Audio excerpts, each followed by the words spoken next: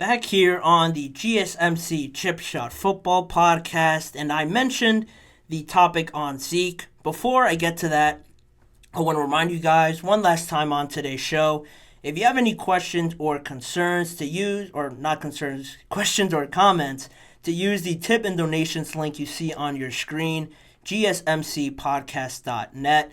By using that link, your questions pop up on my chat box. I can read them out on air and address them, carry the conversation maybe in a different direction, get a different perspective. All that I think makes it more engaging and more fun, and also it's a massive help for this show if you're able to do that with any question or comment. So again, the tip and donations link is gsmcpodcast.net. And actually, what I just got on my phone, I've been waiting actually a good amount of time to use this on this show. Officially coming in from Adam Schefter, we got some breaking news today, just live on this show.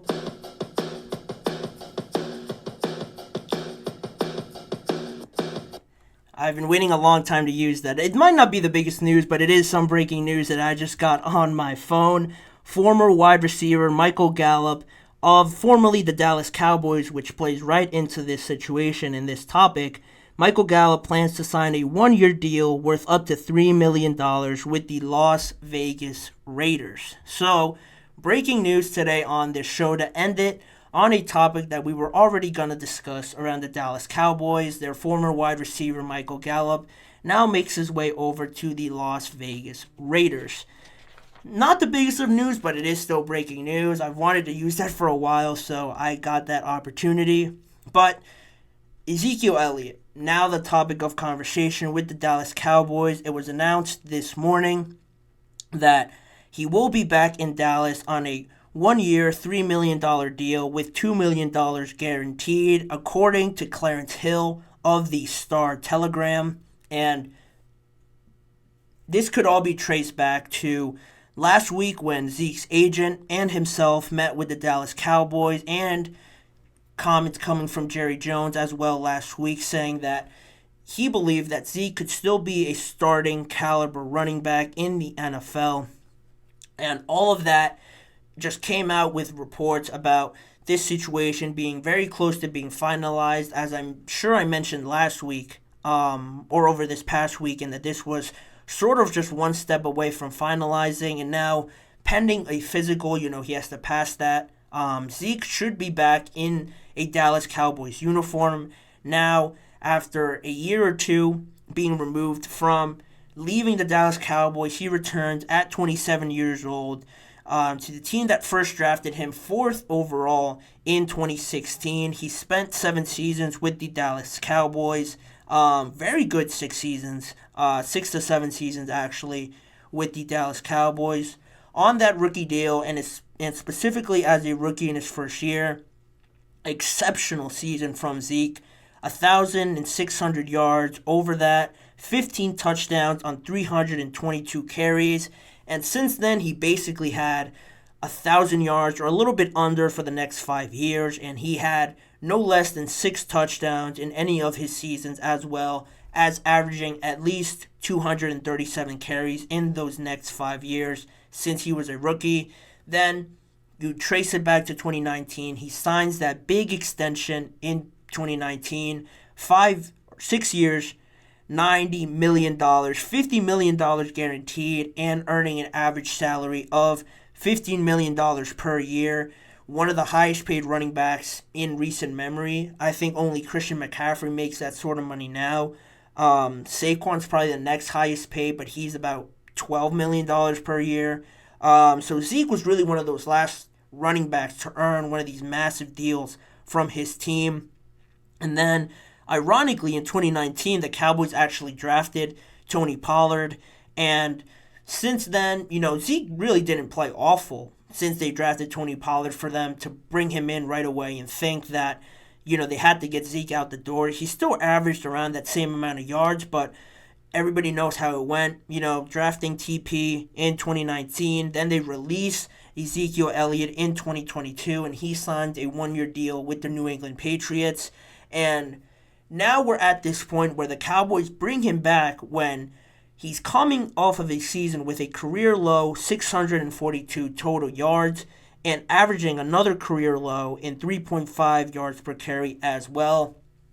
Re-signing Zeke after Tony Pollard was also lost in free agency. He signs a deal with the Tennessee Titans to be their starting running back. And now, evaluating this decision, seeing the initial reports, then it's still lingering around with Zeke, not really going away. You kind of start to believe in your mind, Of course, the Dallas Cowboys would want Zeke back. And if I seem, pessimistic about it, not very happy about it, it's just because I still have some questions about it. I'll start with the positive sides at least. The Dallas offensive line is better than New England's. New England's offensive line last year wasn't great, and Zeke still averaged or got over 600 yards, averaged 3.5 yards per carry. Both career lows for him, but, you're comparing that to the great seasons he had with the Dallas Cowboys offensive line and them being in their prime, Zeke being in his running back prime, per se.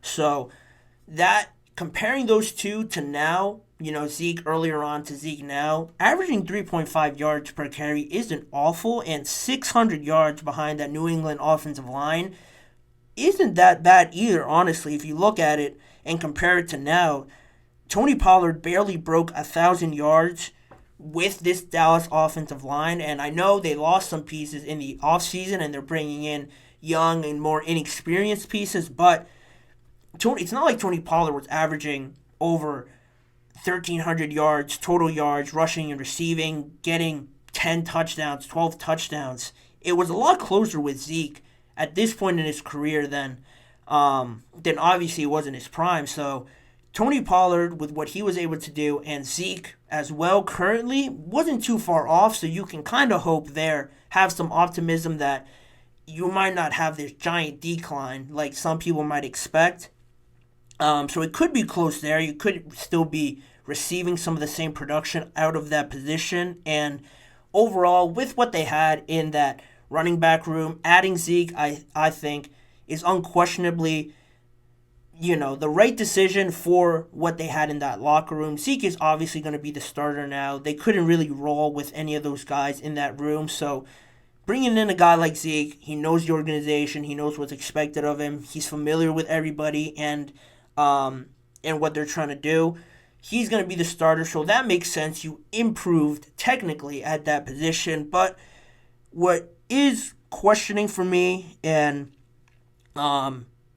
still trying to figure this out is that the idea of signing Zeke, and there was reports, ideas that the Cowboys could, go out and draft a running back in any of the rounds. There was a lot of good talent that you could find later in the second round, third round, potentially.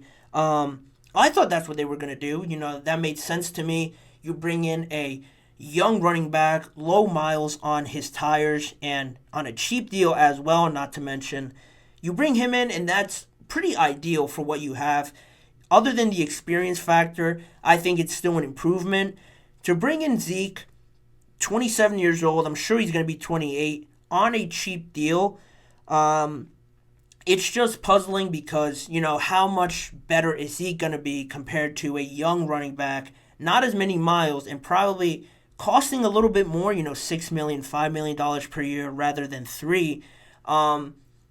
If money wasn't the problem, if production really wasn't going to be that much better than what Zeke could give you and a young running back could give you, I probably still would have opted for drafting a running back, whoever it was, rather than Zeke, because with a young running back as well, you have that potential, that ceiling that they could exceed. You don't know how well they're going to be in the NFL without seeing how they get accustomed to it.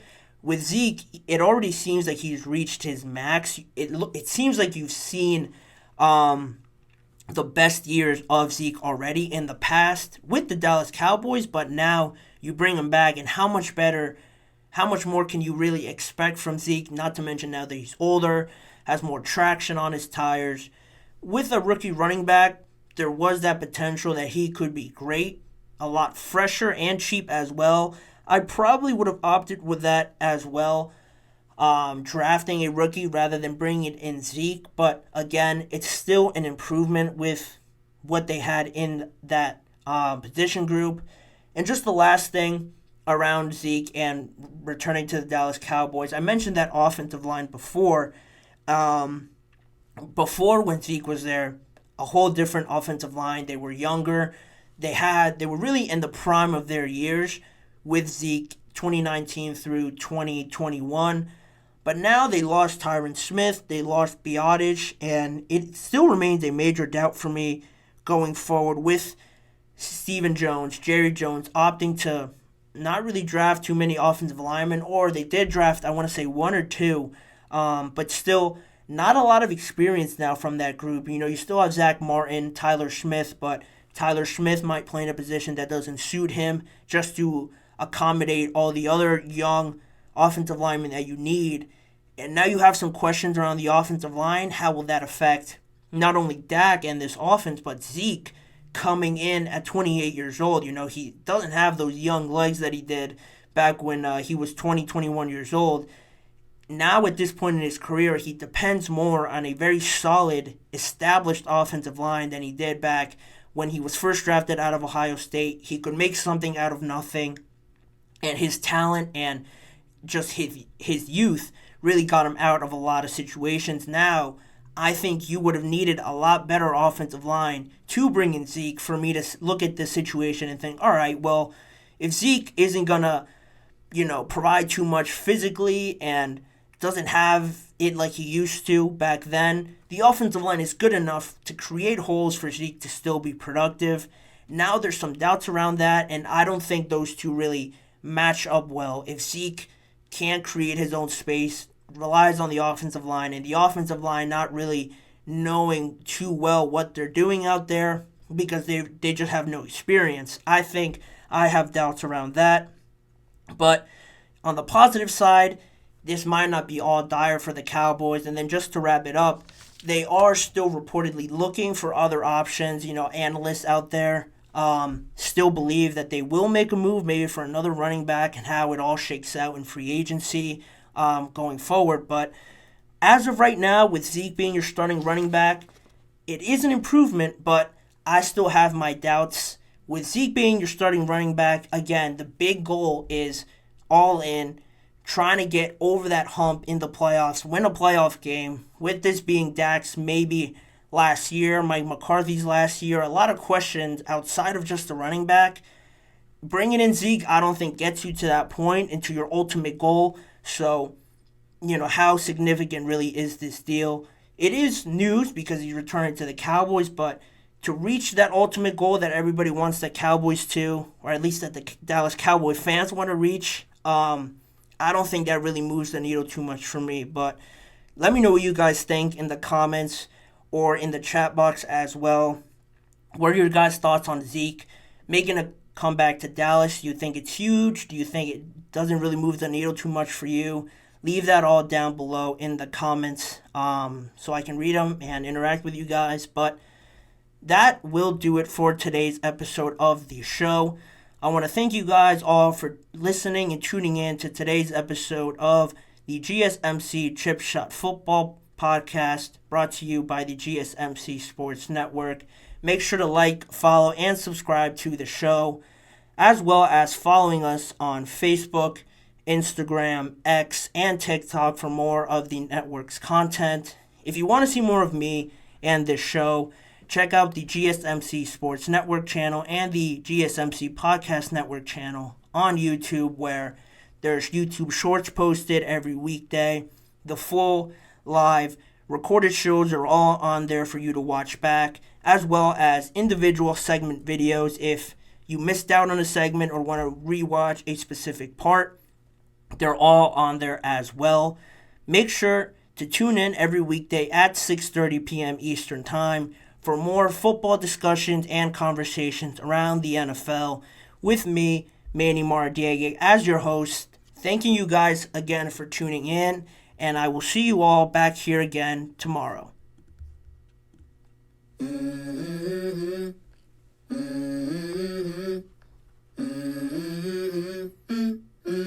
Let's go. I wake up to a little bit of drool on my pillow, feel like it's gonna be a bad day. Yeah, I'm tired of shit, and the coffee ain't hit yet, damn, ain't that great. I don't wanna go to